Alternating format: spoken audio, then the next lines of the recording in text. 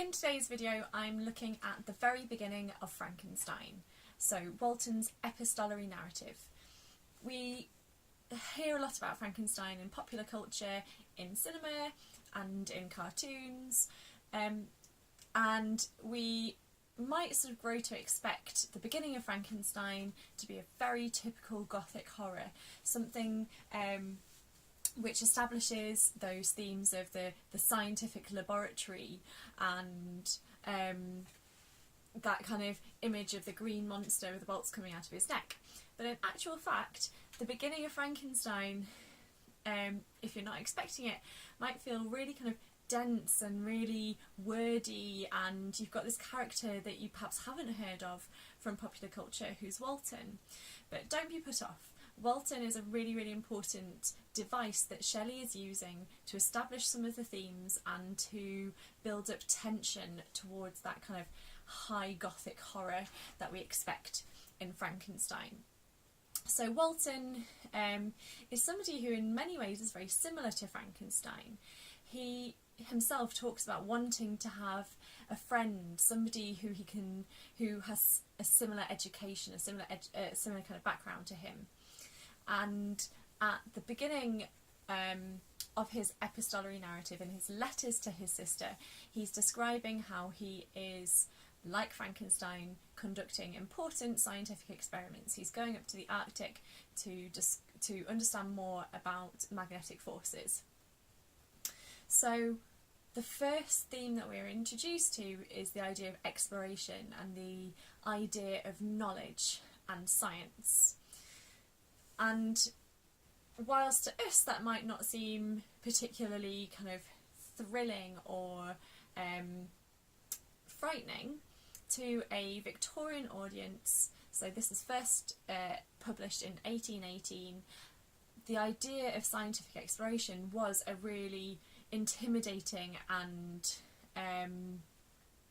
exciting thing, because science was still at that time seen as a threat to the stability of society, a threat to everything that people understood about God and having a stable hierarchy in society. It was a challenge to the establishment, sort of this exotic and unknown thing. And one of the most important things about Gothic horror is it plays on this idea of fear of the unknown, and the Arctic is a really important symbol of the unknown. It's this vast expanse of nothingness, so it really represents that kind of the idea that man is just kind of this small part of a much bigger natural world, and that feeling that Walton is kind of insignificant or threatened by the natural world is really clear in his descriptions of the ice and the dangers that the Arctic presents. So Walton is a scientific explorer, just in the same way that Victor Frankenstein, as we later find out, is pushing the boundaries of science and kind of playing God in his experiments to bring a body back to life, to bring his creature back to life. So we begin with Walton. The other reasons why I really like Walton is that he establishes themes like kind of family intimacy and love for his sister. So he's writing all of these letters to his sister, and he seems to really trust her. He wants to kind of share everything that's going on with her. So there's clearly a very close and intimate relationship between them. And the very fact that he's writing a letter shows that he feels isolated, that he feels a distance from her, and that those themes of family love are picked up on later in the novel because of the relationships between Victor Frankenstein and his family, and also through the creature who wants to have a partner. So family love is a really important theme. So the fact that he's writing these to his sister shows that he feels distant from that family love, that he's been removed from it and that he is isolated. And that idea of isolation is seen in all of our main characters. It's seen in Walton, it's seen in Victor Frankenstein, who's alone and isolated because the creature kills his most loved ones, and it's seen in the creature himself, who could be seen as sort of corrupted by his sense of isolation, by the fact that Victor abandons him, and he's denied a companion. So isolation is the kind of most dangerous force almost in the whole novel. And in writing letters to his sister, we learn a lot about Walton, not only through what he explicitly tells us, but also through inferences. So we pick up a lot through the way that he speaks, and through the things that he doesn't necessarily say. So when we're reading Walton's narrative, you'll pick up on the fact that he is using really difficult vocabulary. He's using the vocabulary of an upper class, very well educated Victorian gentleman. And when you're in the exam and you have an extract, and if that extract is from Walton, don't be put off by that difficult vocabulary. Read the extract. If there are words that you're uncertain about, you can sometimes pick up the meaning of them in context, and you really need to focus on the words that you do understand, rather than kind of feeling put off by any vocabulary that you don't understand. And remember, this is just a text which is almost 200 years old, so some of the language will be language that we don't use today, but particularly if the difficult vocabulary might be there to kind of represent his status in society, so how he's kind of a well-respected man. And part of him being kind of a well-respected man is shown through the kind of manners that he shows to Frankenstein when he meets Frankenstein. And he's very polite, and he really wants to be kind of a welcoming host to Victor Frankenstein when they find him. And he's desperate for that kind of friendship and that companionship, which really shows how isolated he was before. As I'm talking, you'll see that I've created a mind map that summarises some of these ideas. So we've already started over here in terms of establishing the themes. We've talked about family intimacy, and the way that Walton's writing to his sister. We've got the idea of science versus religion, which is important in the fact that Walton is a scientific explorer. You've got Walton's isolation. I've not yet talked about ambition and curiosity. That theme becomes really, really clear towards the end of Walton's first epistolary narrative, in about letter 4, where he is talking to Victor Frankenstein for the first time. So we see their dialogue, and Victor Frankenstein is warning Walton. He is trying to kind of warn him off being too ambitious. He's sort of saying, I've learnt my lesson, and he doesn't want Walton to make the same mistakes as him. He doesn't want him to kind of play God and to mess with God's will or with nature, and have the kind of dangerous consequences that have happened to him. We've also got here the theme of knowledge. So there's this theme of knowledge is there in terms of scientific knowledge, but it's also there in terms of Walton's knowledge about Frankenstein. There's a lot that he doesn't know or understand about Frankenstein yet. So there's that kind of feeling of what we don't know being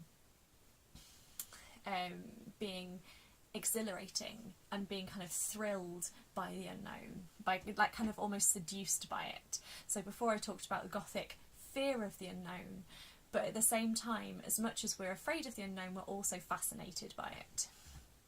And then here we've got the theme of innocence and guilt. And I mean innocence in kind of like a couple of different ways. That word innocence means more than one thing. So the first meaning of innocence is Walton's kind of naivety. Like he comes across as very innocent in this first bit of narrative, because at this stage he's he kind of represents Frankenstein before he embarked on his scientific exploration to create the monster, and the way that Frankenstein was innocent. and naive before he created the monster. But we've also got the kind of theme of innocence and guilt through Victor Frankenstein's dialogue to Walton, and the fact that he recognises his guilt in hindsight. He realises that he almost perhaps deserves some of the awful consequences of his actions. So we've touched on these themes, and I want to go through some of the important structural devices that Shelley is using to have an effect on the reader. So I've already mentioned this word here, the idea that Frankenstein is a cautionary tale, that it is there as a warning, that there's a moral message there for us, the reader. And that's highlighted by the fact that Victor Frankenstein is telling Walton this is a cautionary tale. He's explicitly saying, you mustn't do what I have done. This is my caution. You've got to be careful about your own ambitions, about your thirst for knowledge.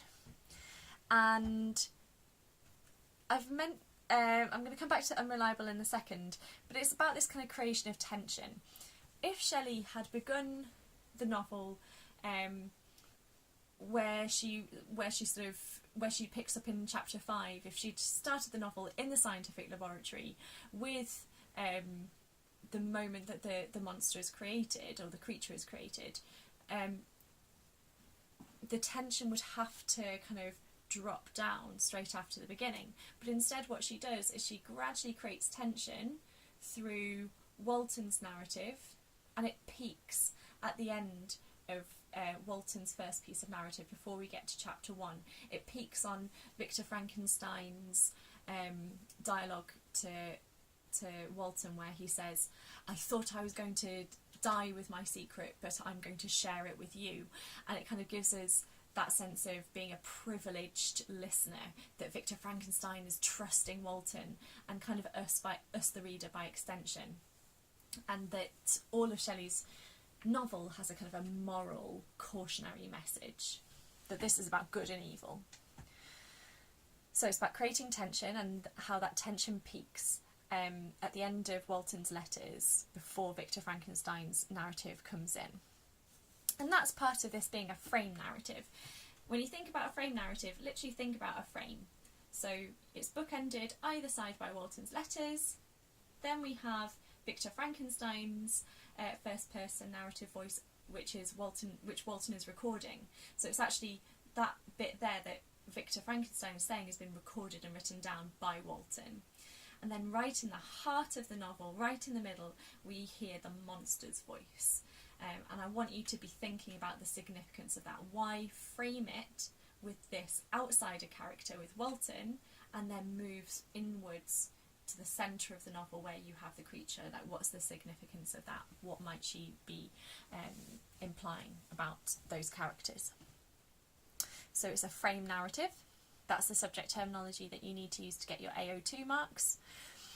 We've also got here why letters, and we've touched on this as well. It's to do with the theme of trust, the fact that Walton is trusting his sister, that theme of family trust. And how trusting Walton is towards Victor Frankenstein as well. He seems to really admire and idolise him. And we've also got the theme of isolation. If Walton is writing letters, that suggests to us that he is writing a letter because he needs somebody to reach out to, that he feels isolated. And I've written a kind of a question here: foreshadowing or foreboding? Foreshadowing means hinting at something that's going to come later on in the narrative. And there's a lot of hinting and kind of and establishing the themes that are going to come later on in the novel. But more than foreshadowing, I'd actually suggest that this is foreboding. And foreboding is a term which we use more specifically for horror or for the Gothic genre, which means foreshadowing something dreadful is going to happen. And the interesting thing is that Walton is actually writing it, chronologically speaking, after all of the events. The beginning is kind of where the events end. So it's at the end of Victor Frankenstein's chase after the monster. So it's very deliberately foreboding the kind of events that he's going to narrate. It's foreboding the fact that this is a tale of disaster and horror and evil. Let's go back to the idea of Walton being unreliable now. Whenever a writer chooses to have 3 first-person narrative voices, that gives us, the reader, the opportunity to kind of look at those 3 people and think, are those stories all the same, or do each of those 3 people have a completely different perspective? I would argue that Walton has a very different perspective on the characters and the events to Victor Frankenstein and to the monster.